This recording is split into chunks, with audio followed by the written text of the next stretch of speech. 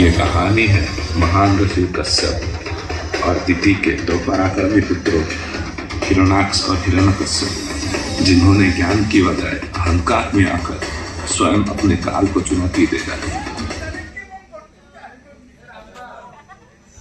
ऐसे असुर जो ना तो कभी जन्मे थे और ना ही कभी जन्मेंगे, इनके जीवन के केवल दो ही लक्ष्य होंगे, भगवान से शत्रुता और उनके भक्तों पर हिंसा।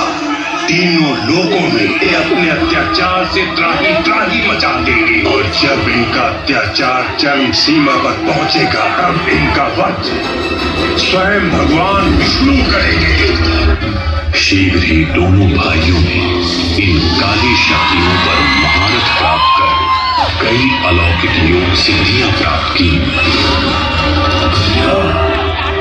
अपने असीम बल द्वारा इन्होंने पूरे पाताल लोक में आतंक मचाकर सबको भयभीत कर दिया। इनका विरोध करना स्वयं मृत्यु को पुकारना था। देखते ही देखते हिरण्यकश्यप का अत्याचार चारों दिशाओं में हर विष्णु भक्त पर टूट पड़ा। उसके भय से सभी देवगण छिपकर युद्ध की योजना बनाने लगे, परंतु चिंता का विषय कुछ और ही था, और वो था इस असुर राज्य का होने वाला वंश। भगवान विष्णु के बड़ा अवतार ने हिरण्याक्ष का वध किया तो उसके भाई हिरण्यकश्यप ने प्रतिशोध की ज्वाला में जलकर भगवान विष्णु की ओर तपस्या शुरू कर दी, तथा दूसरी ओर उसकी पत्नी भगवान विष्णु के ध्यान और भक्ति में लीन थी।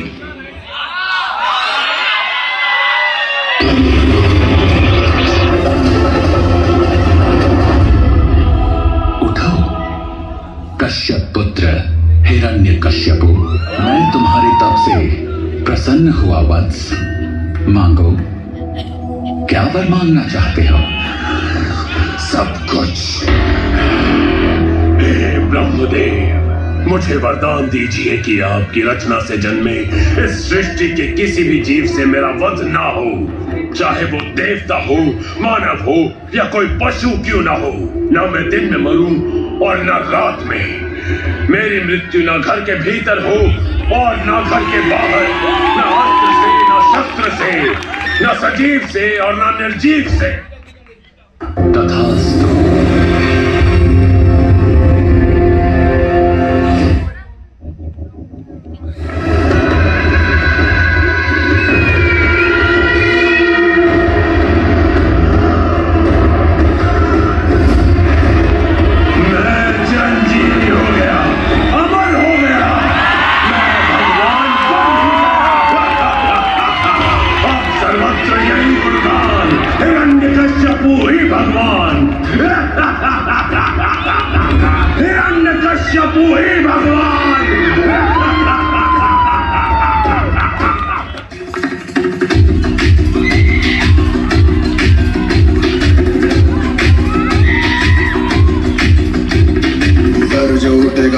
कटेगा कहाँ पे जीतेगा, कहाँ पे बचेगा।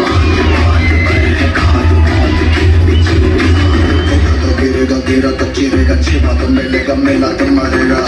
भाग भाग भाग बच सके तो बच ले आज, है ये सलसला है पूरे सूर्य पर चला है, जिसमें दम है जो लड़ा है, कौन रह सका खड़ा है। सबसे बल सबसे प्रबल शस्त्र रचित रक्त चरित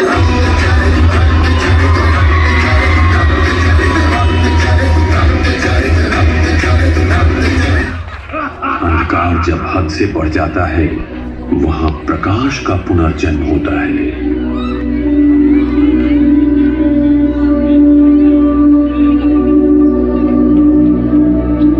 काल चक्र की माया ऐसी है कि जो साम्राज्य अंधकार के बल पर सज रहा था, वही एक पवित्र ज्योति प्रकाशित होने के लिए तैयार हो रही थी।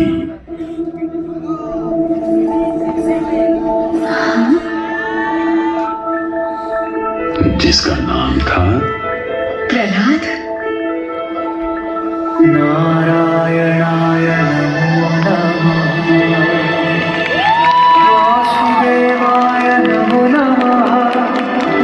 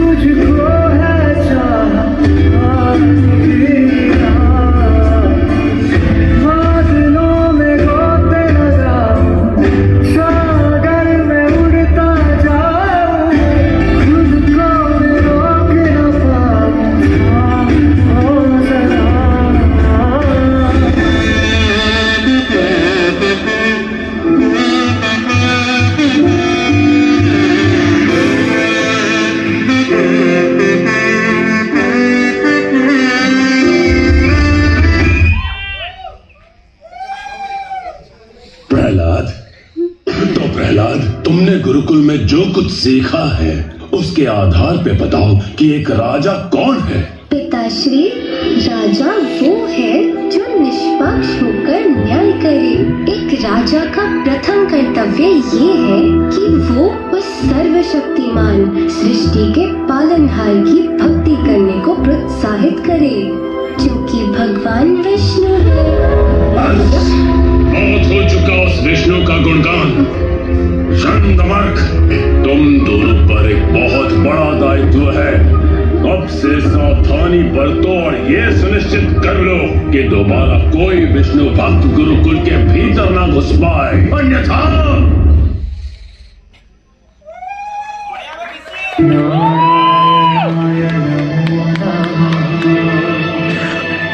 वासुदेवाय नमो नमः। नारायणाय नमो नमः। वासुदेवाय नमो नमः।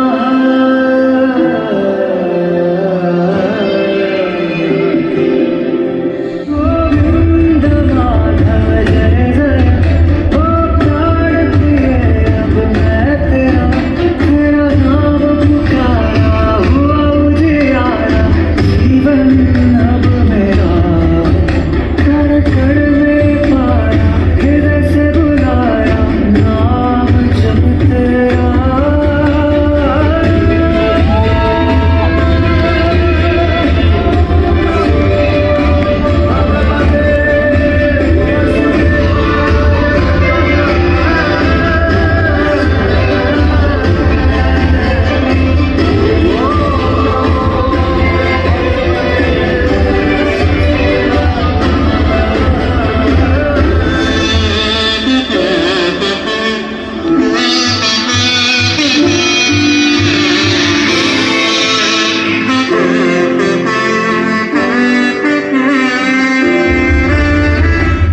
प्रहलाद, क्या तुम ये भूल चुके हो कि तुम जिसका गुणगान कर रहे हो उसी ने तुम्हारे चाचा हिरण्याक्ष का वध किया है।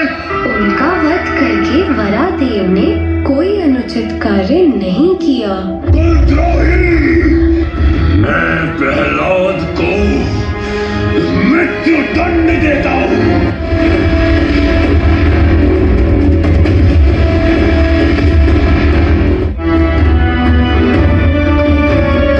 रुक गए, असुरों प्रहार करो।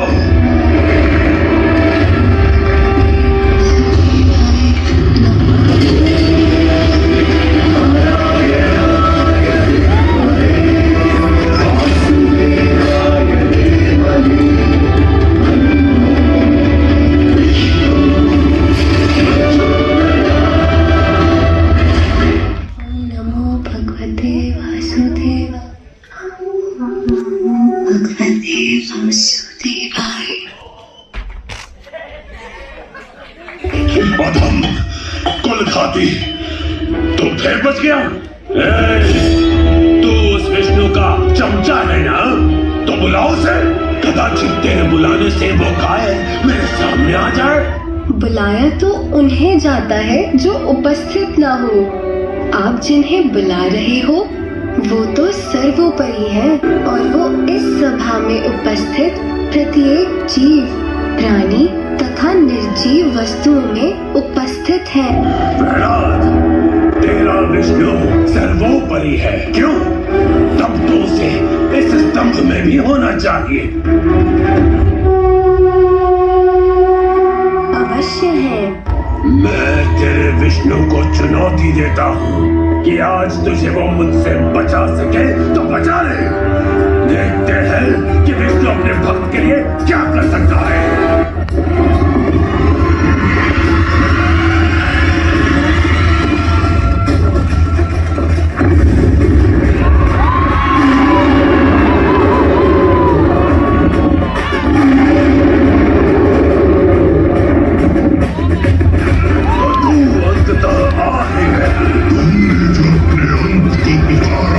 तेरा नाश करने मैं आ गया।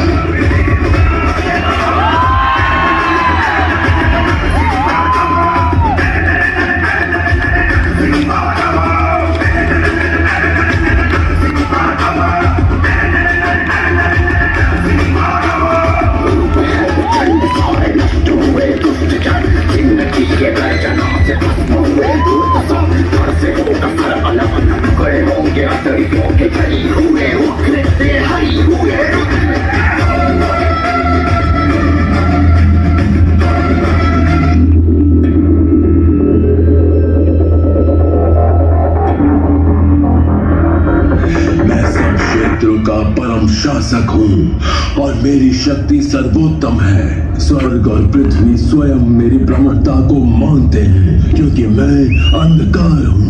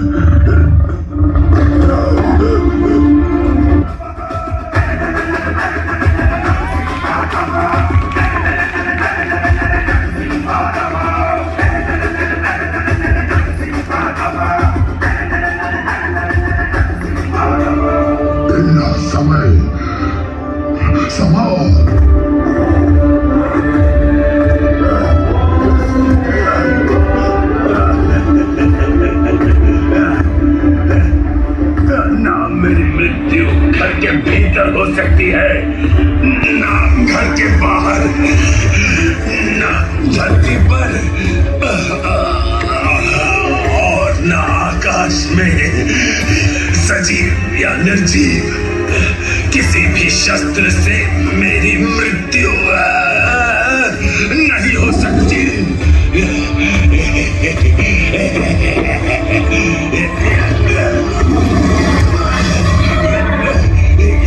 क्यों हो गई बोलती बंद?